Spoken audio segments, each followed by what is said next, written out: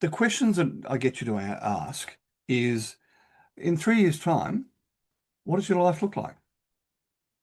Wealth, property, home, your family, your partner, your health, your possessions, travel holidays, charity donations, community, what's your leadership style, and other things. Yeah, literally write down a paragraph or two on each and define what it is you want your life to look like. My family's just been through a major personal event this week that started 10 years ago. We bought a waterfront block of land and we built a holiday house on it. And it's been generating fabulous memories for the last 10 years. But as part of that plan, we had decided that at a certain age for our kids, we'd sell that house and we would move into a much more travel focused life. And we settled the house on Wednesday and we did really well financially. As I said, it was absolute waterfront. So we fulfilled our vision of a fabulous 10 years, but it's also now set us up for the next 15 from the exit event we had. But that was planned based on a rolling 3-year vivid vision. The planning started for that 12 years ago. Okay? It's what you can envisage in your mind as if you sit down and actually think this stuff through and then revisit it on a regular basis. I revisit this with my CEO clients every year, even though it's a 3-year vivid vision, because things change. So the second part of it is describe in detail what your business looks and feels like from now after it has at least doubled in size. Our goal, minimum double in size. What's it feel like when you walk around the office? Physical or virtual? What do you see? What do you hear? What are your clients saying? Who are your clients?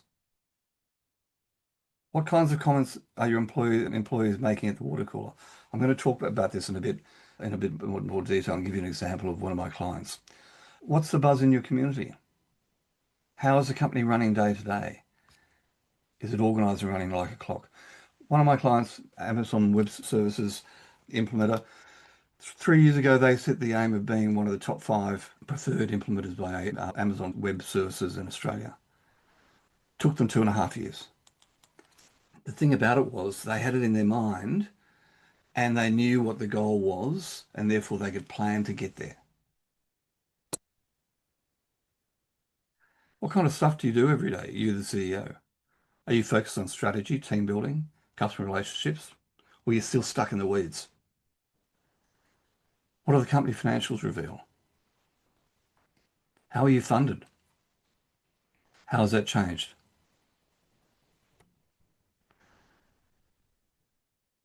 How are your core values being realized amongst your employees? What business products and services are at the heart of your organization? I'm going to give you an example in a bit about a company that changed its products or added to them. What emerging businesses products are appearing that you're providing or attracting your investors' attention? Things that you can drive your midterm growth 3 to 5 years out. Are you actually thinking 3 to 5 years out?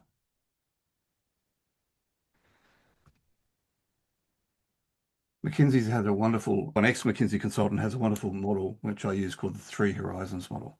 And it's about allocating resources. What percentage of resources do you allocate for the next 2 years? What percentage of your resources do you allocate for the 3 to 5 years?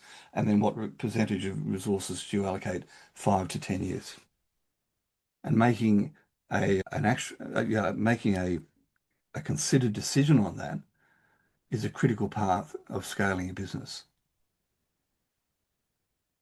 What are the media writing about your company? What are your dream clients saying about you? What leadership model do you have in place? As you grow, how is that leadership model going to evolve? Who's on your leadership team? What skills do you need? How are you supporting your team to grow and develop? So you can see all of these areas, all of these questions take a day, even more to actually consider this stuff. It really clarifies your thinking and your planning. You want to be thinking about culture, staff, marketing, public relations, sales, IT, operations, financial production, communication, customer service, everything. And then write a summary. So that's a big picture thing for you to work on. Take, I want you to schedule a day as soon as you can to go and complete this vivid vision. This is about a shift in thinking. It's about creating a business that can scale without you, the founder. It's about building a rhythm that actually gets executed. It's the key thing, and I think the key thing I haven't mentioned is it's a 3-year time frame. Now, why is that? We all hear about BHAGs, big hairy audacious goal, came from Jim Collins, 10 to 25 years out. The problem with a BHAG is it's really hard for the average team member to get their head around it. And it's too long. And the 3-year vision that we're working on is it's long enough to be meaningful and transformational, but short enough for your team to see themselves in it and stay motivated. Stay motivated. It also takes into account the acceleration of AI, automation, and robotics. I think it's very difficult these days to think more than 3 years, to be honest.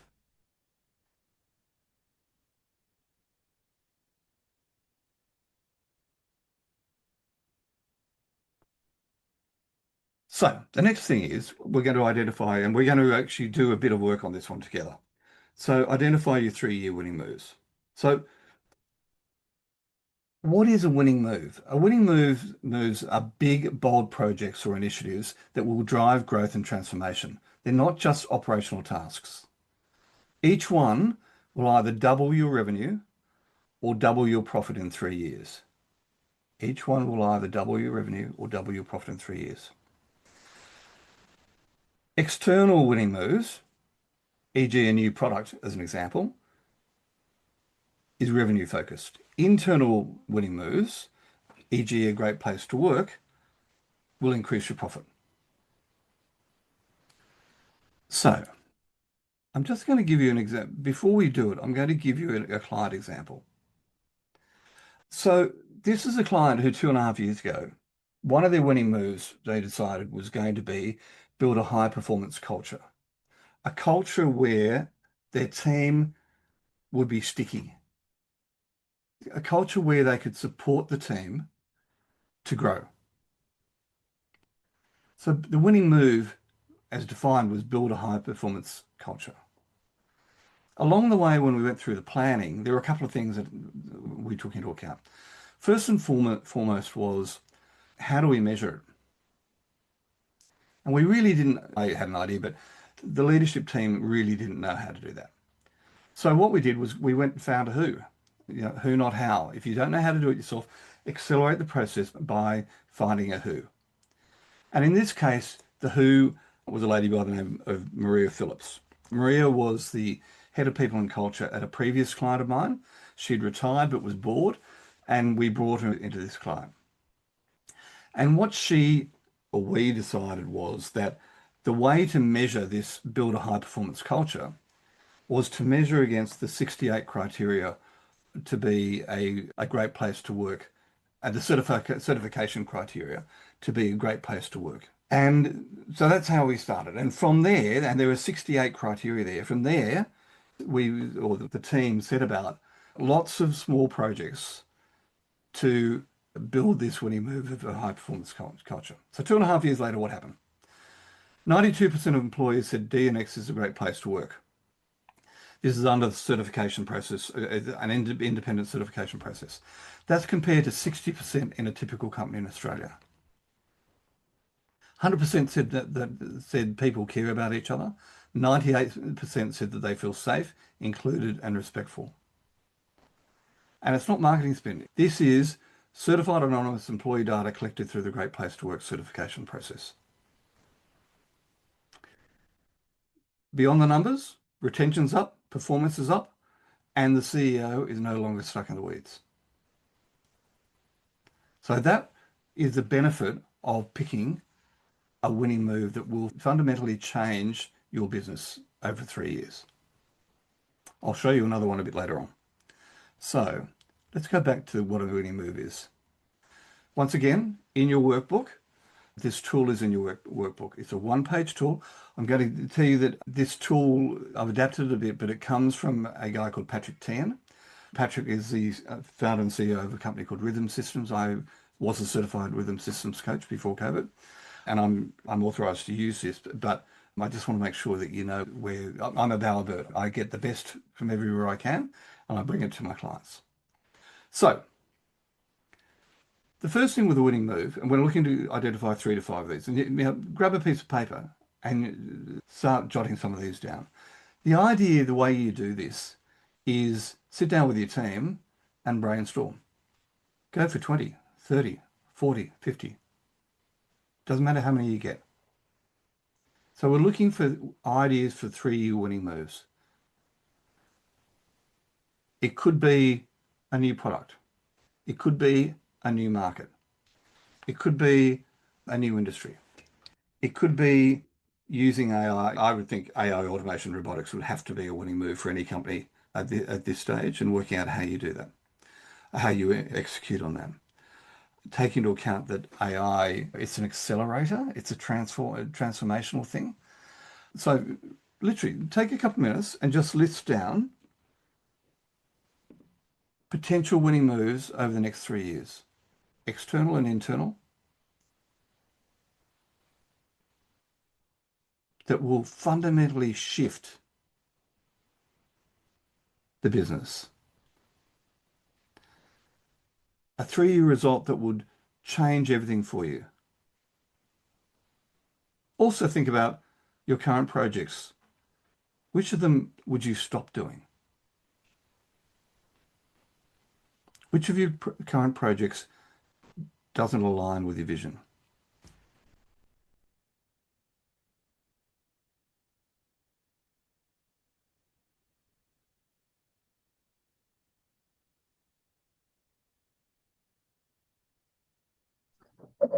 Jonathan, can I just clarify with the winning move ideas, are they Yep. just ideas or do you have to really understand? Because obviously, like you just said, AI is so important.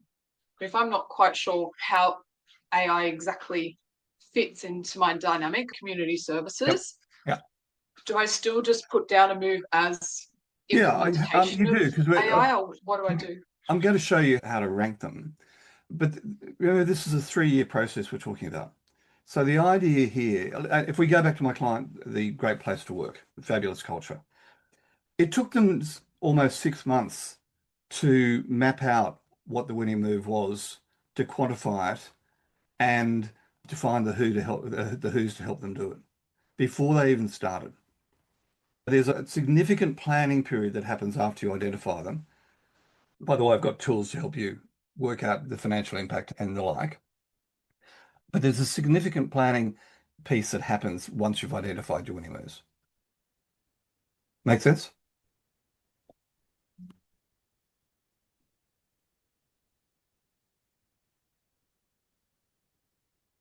Okay, so the next page of the workbook teaches you how to rate your winning moves and ideas. Okay. Firstly, impact 3 to 5 years. So impact being revenue or profit. So 100% increase in revenue or profit, it's a rank of 10. If it's a 50% increase in revenue impact, it's a 5. And then also based on your ability to execute. A 10 moves all other projects along as well. You learn new skills. So if you think about my client who's a certified great culture, that was an absolute 10 on ability to execute.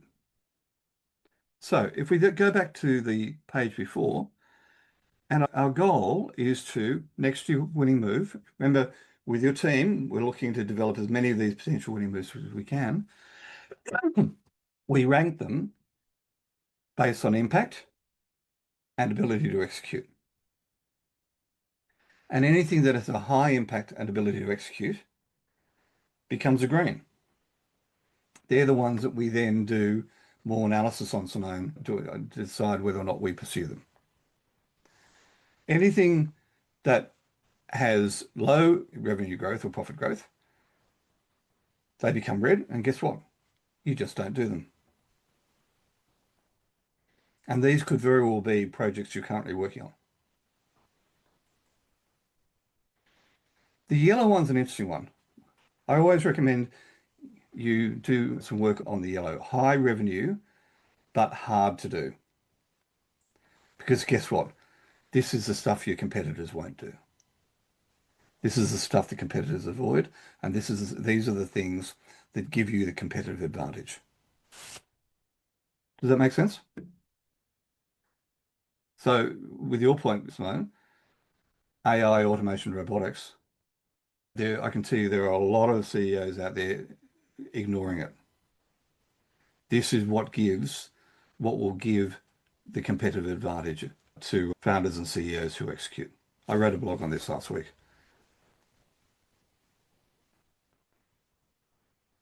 Is this making sense?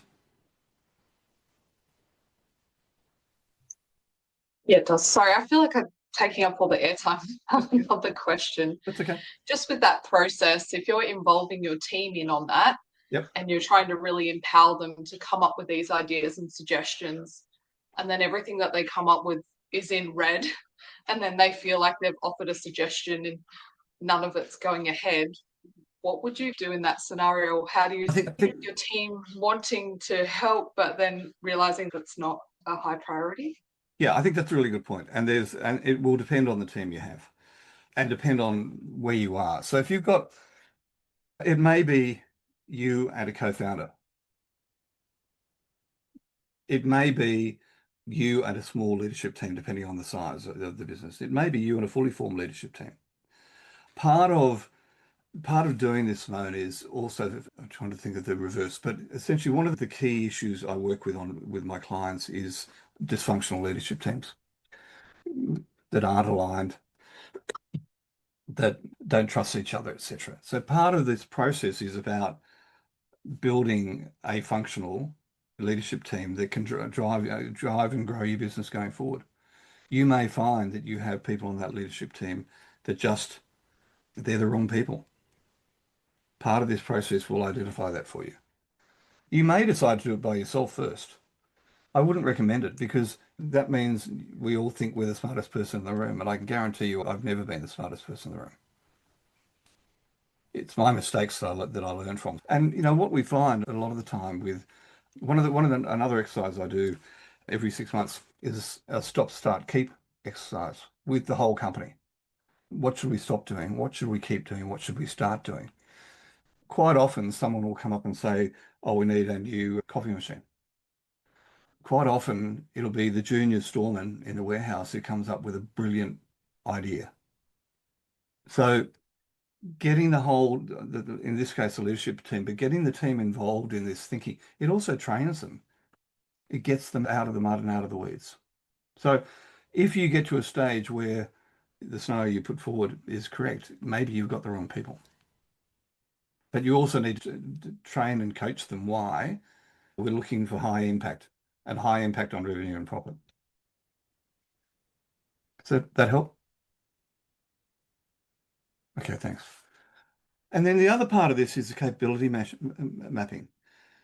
Do you have the right capabilities or to deliver on these winning moves? What do you need to think about regarding training? What do you need to think about new skills, etc.? Guarantee you, I don't think anybody out there would call themselves an absolute expert in AI as an example. If you look at like a big picture thing, CEO of CBA, Matt Cumming, the amount of work they've done in AI, they've actually set up an AI Center of Excellence in Seattle in the US. The amount of work and transformation CBA is driving with AI through experimentation over the last 2 years is unbelievable. Worth having a look at my blog from last week. I've taken on an AI coach for me so I can help my clients.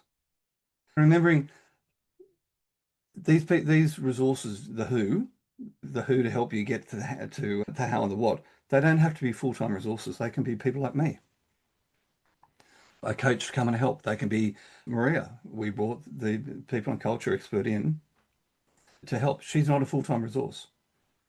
It could be a consultant for 3 months. But part of this winning moves is thinking about where are you going to get the capabilities to get there.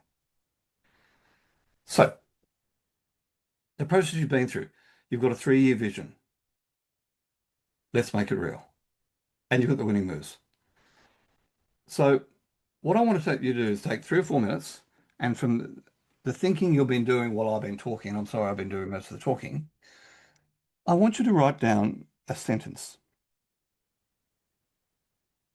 If we were meeting here 3 years from today, what has to have happened, both personally and professionally, for you to feel happy and proud of your progress?